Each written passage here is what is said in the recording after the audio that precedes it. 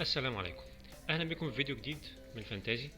ان شاء الله النهارده اشارك معاكم التشكيله المبدئيه للجوله 15، وان شاء الله التشكيله النهائيه لما بس يوضح كده معانا هل هالاند هيلعب معانا ولا لا. ان شاء الله نعرفها يوم الجمعه، يعني قبل التشكيله ب 24 ساعه على الاقل هنعرف ان شاء الله اذا كان هالاند هيلعب معانا ولا لا. ان شاء الله التشكيله النهارده بتاعتنا تبقى 4-4-2. فيها حارس ليدز ميلير كمطلق طبعا قدام ليفربول. رباعي الدفاع معانا هيبقى كانسيلو من سيتي، جوستن من ليستر، وتريبير من نيوكاسل، واندرسون من كريستال بالاس.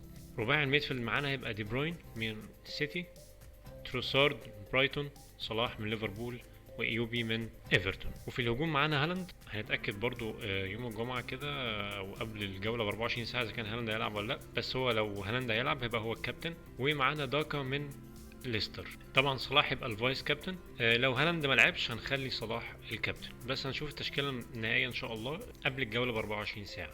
بس هي دي التشكيله بتاعتنا. اتمنى التشكيله تكون عجبتكم، واشوفكم في فيديوهات جايه ان شاء الله، وفي امان الله. مع السلامه.